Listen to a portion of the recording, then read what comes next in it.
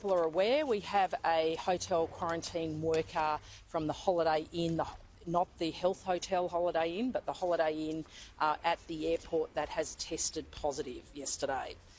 This person is an authorised officer. So an authorised officer doesn't sit on the floors like our RSOs or our police do in health hotels, but is responsible for issuing the detention notices to people when they arrive from internationally and come into the hotel, as well as if there are changes in their detention orders, or they're being moved to a health hotel, or they're being exited from the program. So that's their key role, is to provide the legal framework for the detention and also the exit.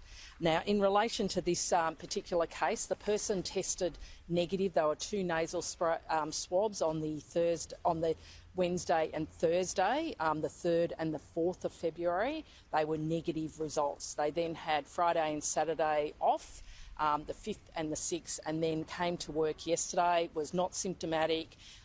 Later, just after, and had a test obviously as they worked that day, later became symptomatic about an hour after finishing work, and the test came back last night showing that this person was positive.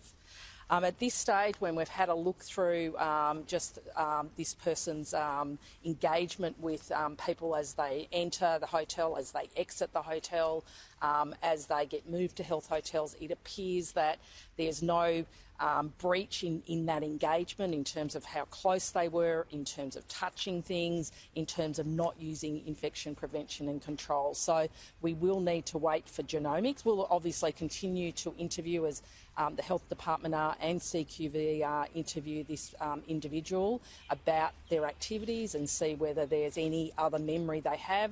We're obviously also checking rosters and checking her movement through the hotel, whether there was any engagement with anyone who was positive.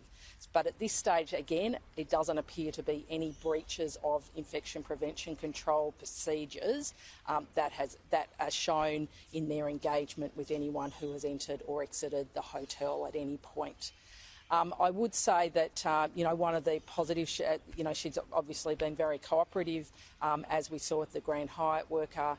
She's also been wearing masks as required, which is also, I think, an important protection for those who have attended particular exposure sites. Doesn't mean they shouldn't get tested, but it's certainly an important protection.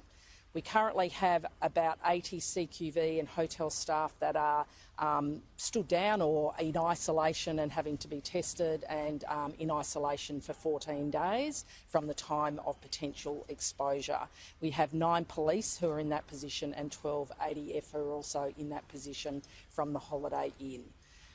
Again, it's a matter that we'll need to continue to investigate, as I indicated on the weekend. However, we continue to make changes to the program as these cases have come to light. For example, I spoke about the review we're doing into air conditioning. Of course, we're still pretty confident about the engineering reports that show that there's no sharing of air between rooms or into common areas, but again, we've got an occupational physician who's coming in with the engineering team to have a look to see if there's anything else with air conditioning or any risk there. We've implemented the staggering of meal deliveries and other deliveries to individual doors. We've also put in place the face shields with the surgical masks for all staff. Some still wear N95s when they're dealing with infectious people, and we've also got the rooms that are buffered. We'll also start today the testing of staff on their days off. That will commence from today. So all these changes are about continuing to make the necessary adjustments to the program as new evidence comes to light, as we see different sorts of transmission occurring in our program. So our key aim here is to not just have a robust hotel quarantine program, but a robust outbreak management team and contact tracing system. I think we're seeing those. We've seen that with the Grand Hyatt, and we're seeing it again with this case. They moved very quickly last night when that positive case came in late last evening. So again, the message to Victorians is that we have built a system, that combined system, that's about reducing the risk of large community transmission in Victoria.